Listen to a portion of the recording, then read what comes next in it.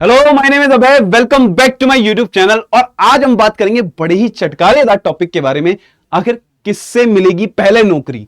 मतलब अगर मैं बीएड कर लूं तो मुझे इससे पहले नौकरी मिल जाएगी क्या? या फिर मैं यूजीसी नेट क्वालिफाई कर लूं, मुझे इससे पहले नौकरी मिलेगी? तो किससे पहले नौकरी मिलेगी, या यूजीसी नेट या बीएड का क्या एलिजिबिलिटी क्राइटेरिया होता है, किसमें ज्यादा पर्क्स मिलते हैं, किसकी ज्यादा सैलरी होती है, और कैसे कैसे इसमें असिस्टेंट प्रोफेसर बनते हैं, कैसे कैसे इसमें गवर्नमेंट टीचर बनते हैं, वो सब मैं आज आपके साथ शेयर करूंगा। ठीक है, तो इतने लंबी जो कंफ्यूजन चली आ रही है स्टूडेंट्स की, वो यूं हम चुटकियों में सॉल्व कर देंगे। चलिए शुरू करते हैं। सबसे पहले हम समझ लेते हैं यार, ये बीएड क्या भला है। भाई बीएड कोई भला नहीं है, बीएड एक प्यारी सी डिग्री है, 2 साल की डिग्री होती है। देखो जरा, इसका पूरा नाम है बैचलर ऑफ एजुकेशन। अगर आपको गवर्नमेंट टीचर बनना है तो आपको बीएड करना पड़ता है। देखो सर, ये तो समझ में आ गया कि बीएड करना पड़ता है, पर ये बीएड 12th के बाद कर लेते हैं क्या, या ग्रेजुएशन के बाद करते हैं? लगता है मास्टर्स के बाद करते होंगे, तो वो भी मैं आपको अच्छे से समझा देता हूं। देखो, अब ग्रेजुएशन के नए नियम आ गए हैं। पहले ग्रेजुएशन 3 साल का होता था, अब ग्रेजुएशन 4 साल का होता है। तो अगर आपने 4 साल का ग्रेजुएशन कर लिया है और आप चाहते हैं कि मैंने डिसाइड कर लिया अब मैं बनूंगा सरकारी टीचर और मस्ती से अपनी जिंदगी गुजारूंगा, तो आप कर लीजिए भैया, तो आप कर पाएंगे बीएड को। तो 2 साल का आप बीएड कर लेंगे, ठीक है। कुछ लोगों ने पहले ग्रेजुएशन किया था जब 3 साल का था, तो वो भी बीएड कर सकते हैं, ये भी ठीक है। लेकिन एक मस्त चीज देखो जरा, अगर आपने बहुत सारी पढ़ाई करी है, अगर आपने 3 साल का ग्रेजुएशन कर रखा है, उसके बाद आपने 2 साल का मास्टर्स भी कर रखा है, तो आपको सिर्फ 1 साल का बीएड करना पड़ता है। ठीक है, यहां पे आपको रिलैक्सेशन या यहां पे आपको इजीनेस हो जाती है बीएड करने में। तो ये आपने समझ लिया कि कौन से कोर्स के बाद आप बीएड को ऑप्ट कर सकते हैं, बीएड को परस्यू कर सकते हो। ये अच्छे समझ में आता है? बोले सर ये क्लियर है। अब आगे की बात समझ लेते हैं। तो ना यार, गवर्नमेंट टीचर्स के ना लेवल होते हैं, लेवल सबके निकलेंगे उसी के जो टिका रहेगा। तो देखो, अगर आप चाहते हो यार मैं क्लास 1 से लेके क्लास 5 तक के स्टूडेंट्स को पढ़ाना चाहता हूं, तो आपको कौन सा टीचर बोला जाएगा? तो आपको बोला जाएगा प्राइमरी टीचर, जिसे हम बोलते हैं पीआरटी। तो ये शॉर्ट फॉर्म्स बहुत ज्यादा चलती हैं, तो पीआरटी, क्लास 1 से लेके 5 तक के स्टूडेंट्स को पढ़ाने वाले टीचर को बोला जाता है पीआरटी। ठीक है, उसके बाद अगर आप थोड़ा अपना लेवल रेज करते हैं, बोले मैं ना थोड़े बड़े बच्चों को पढ़ाना चाहता हूं, कुछ 6 to 10th टाइप का दिखाओ, तो 6 to 10th टाइप के लिए ट्रेन्ड ग्रेजुएट टीचर, जिसे हम बोलते हैं टीजीटी, और क्लास 6 से लेके 10th तक के स्टूडेंट्स को आपको इसमें पढ़ाना होता है।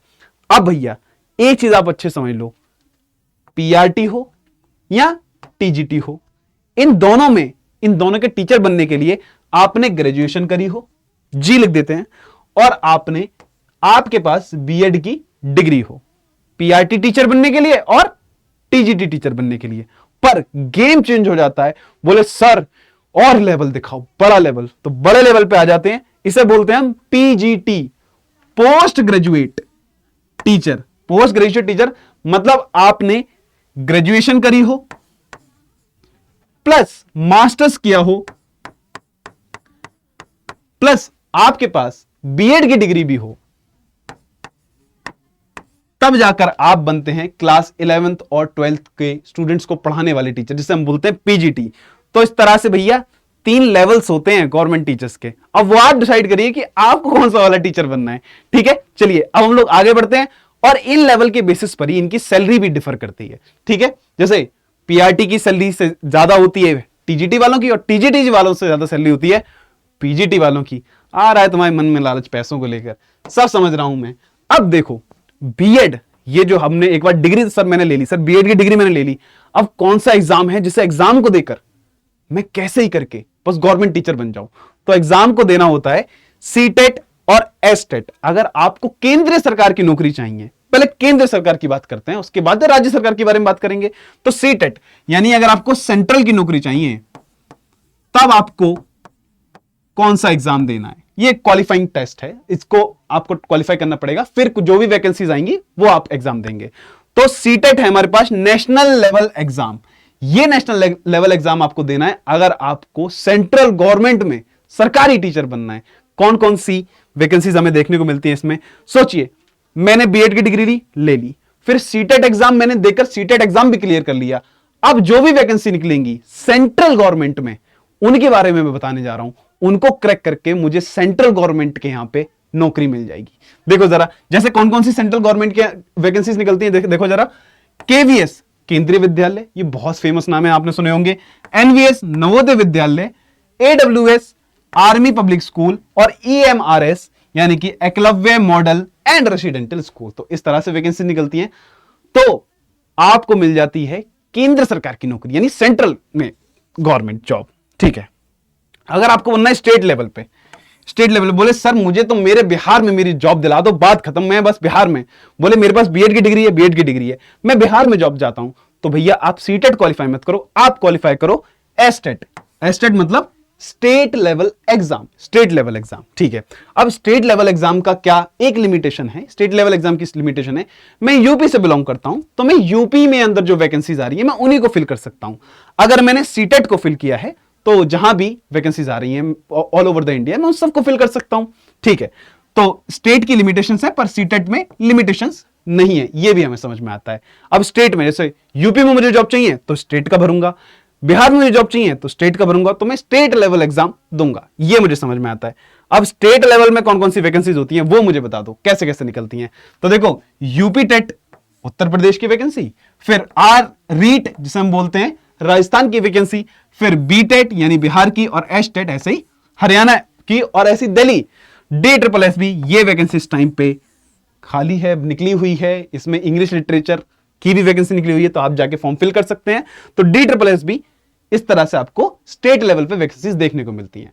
तो भैया ये समझ में आ गया, ग्रेजुएशन करनी है, बीएड की डिग्री लेनी है, ले लेनी है सर, फिर उसके बाद मुझे बीएड की डिग्री लेने के बाद एक एग्जाम देना है, सीटेट या एस्टेट, जो भी मेरा मन करे मैं वो एग्जाम दूंगा। उसके बाद जो भी वैकेंसीज आएंगी, चाहे वो स्टेट में है तो UP TET, REET, B TET वगैरह, या फिर वो सेंट्रल में तो केवीएस, एनवीएस, कोई भी वैकेंसी आएगी, मैं उन वैकेंसीज को क्रैक करूंगा और मेरी government job as a teacher लग जाएगी। ये तो समझ में आ गया। सैलरी बताओ, सैलरी, सैलरी जान लो भैया, यही तो मोटिवेशन फैक्टर है। सैलरी एक बार डिस्कस कर लेते हैं।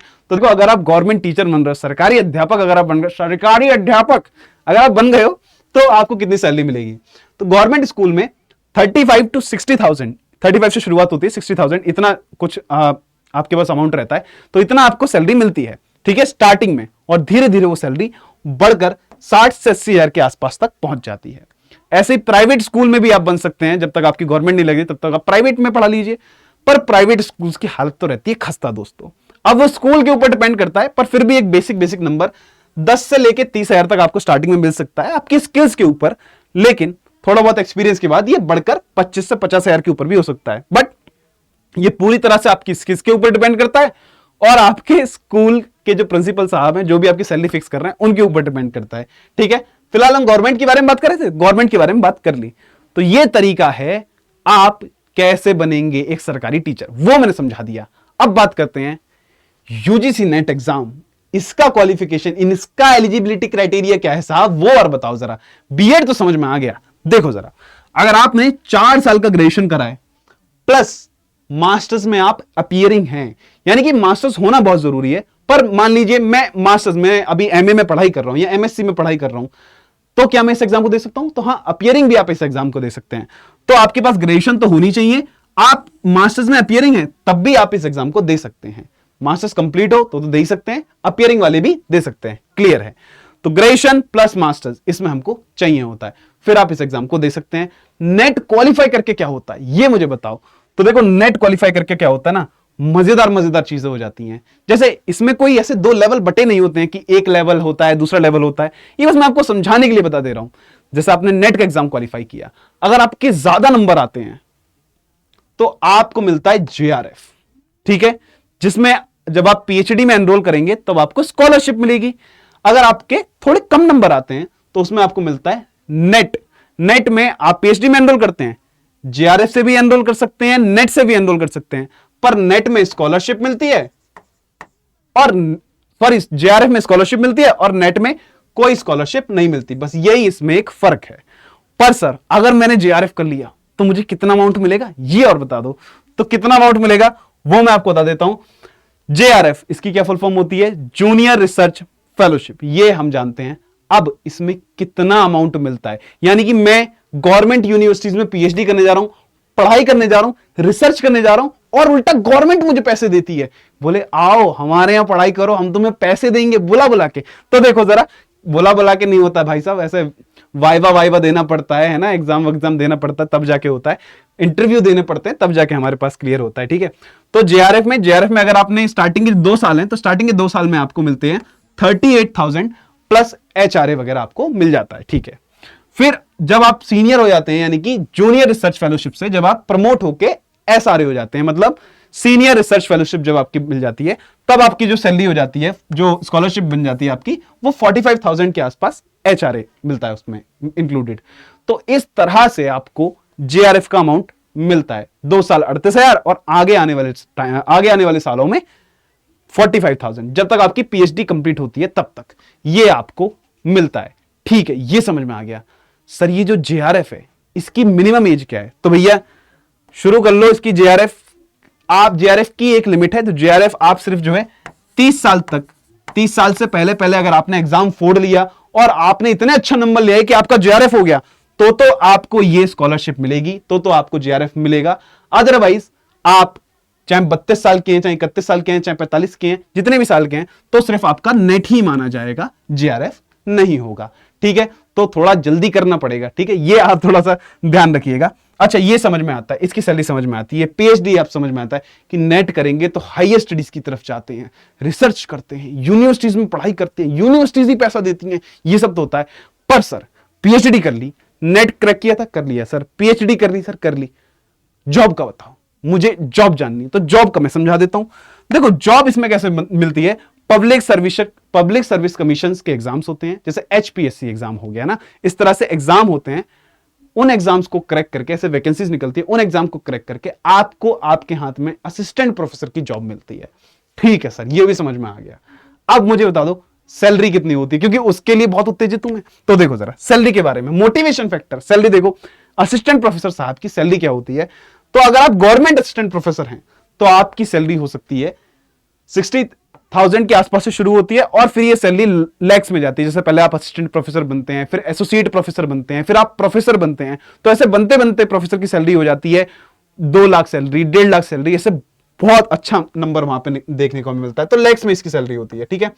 वहीं पे अगर हम प्राइवेट में भी, अगर आपके पास गवर्नमेंट वाली अपॉर्चुनिटी नहीं मिली है, आपके पास गवर्नमेंट वाली वैकेंसीज नहीं आई है, तो आप प्राइवेट असिस्टेंट प्रोफेसर भी बन सकते हैं। कितनी सारी यूनिवर्सिटीज हमारे पास, खूबसूरत बढ़िया सी यूनिवर्सिटीज। तो उसमें क्या सैलरी होती है, तो उसमें स्टार्टिंग सैलरी 45K से स्टार्ट होके यहां भी 80K के आसपास जाके सैलरी मिलती है। तो देखो ये तो आप लोगों को बिल्कुल साफ साफ क्लियर हो गया कि सैलरी के बेसिस पे देखा जाए तो एक बड़ा डिफरेंस दिखाई देता है। जहां पर हमारे पास 50,000 सैलरी या 70,000 सैलरी हमें देखने को मिलती है गवर्नमेंट टीचर्स में, पीजीटी वीजीटी सब में, वहां पे हमें यहां पे देखने को मिलता है कि भैया 60-65 से तो यहां पे शुरुआती होती है। तो इस हिसाब से एनटीए की तरफ ज्यादा रुझान हो जाता है लोगों का कि भैया मुझे एनटीए की तरफ जाना है, यानी मुझे यूजीसी नेट एग्जाम देना है। वहीं पे अगर मैं दूसरी बात करूं, अगर आप हायर स्टडीज की तरफ जाना चाहते हैं, अगर आप रिसर्च करना चाहते हैं, अगर आप यूनिवर्सिटीज में असिस्टेंट प्रोफेसर बनकर पढ़ाना चाहते हैं और उसके पक्ष लेने चाहते हैं, उसके मजे लेने चाहते हैं, वो ओहदा महसूस करना चाहते हैं, तो आप यूजीसी नेट की तरफ जाइए। बाकी अगर आपका इंटरेस्ट है कि यार मैं स्टूडेंट्स को पढ़ाना चाहता हूं, मैं छोटे बच्चों को पढ़ाना चाहता हूं, मैं स्कूल्स में पढ़ाना चाहता हूं, तो गवर्नमेंट स्कूल्स में पढ़ाने के लिए आपको बीएड करना चाहिए। ये टोटली आपके ऊपर आपकी जर्नी के ऊपर डिपेंड करता है कि आपकी क्या चॉइस है, आपका क्या इंटरेस्ट है। पहले नौकरी वैकेंसीज के ऊपर डिपेंड हो जाती है कि पहले किस में वैकेंसी निकलेगी और वहां पे आप करिए। लेकिन मैं यहां पे एक पर्सनल एडवाइस आपको करना चाहूंगा, अगर आपने नेट क्वालिफाई किया है तो भैया बीएड करके अपने पास रख लो, और जो जो वैकेंसीज आ रही हैं उनको तोड़ना शुरू करो, उनको ब्रेक डाउन करना शुरू करो, और जॉब लो जहां भी बेस्ट ऑफ बेस्ट पहले जॉब मिलती है। वहीं अगर आपने बीएड कर रखा है और आपको बीएड वाली जॉब नहीं मिल रही है तो नेट भी कर लो। तो दोनों चीजें आप अपने पास आपके होने चाहिए, किसी में भी चूकना नहीं है भाई, सब में जाकर नौकरी ले लेनी है, ठीक है। चलिए गाइस, आई होप ये जो पूरा क्राइटेरिया है, ये जो पूरी मैंने वीडियो बनाई है, अब आपको कोई भी क्वेरी नहीं होगी। और जॉब किसमें पहले मिलती है उसका यही है कि it's all about your interest, कि आप किसमें चाहते हैं जॉब लेना। आप चाहते हैं तो जैसे बीएड, अगर आप लकी हैं बहुत ज्यादा तो आप करिए, ग्रेजुएशन करिए, बीएड करिए, वैकेंसी निकलिए, वहां पे कोई एग्जाम दीजिए, आप सीटेट या एस्टेट का एग्जाम दीजिए, वैकेंसी आई, आपने फोड़ा, हो गया।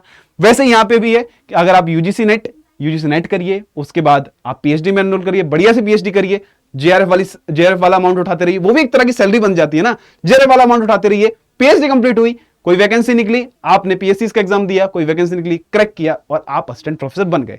तो ये आपके इंटरेस्ट के ऊपर डिपेंड करता है कि आप खुद को किस कैडर में देखना चाहते हैं। ओके देन, आई होप ये आपको अच्छी लगी होगी वीडियो। इसी तरह की वीडियोस के लिए बने रहिए इस चैनल पे। Thank you so much and please don't forget to like, share and subscribe. Bye bye guys, take care.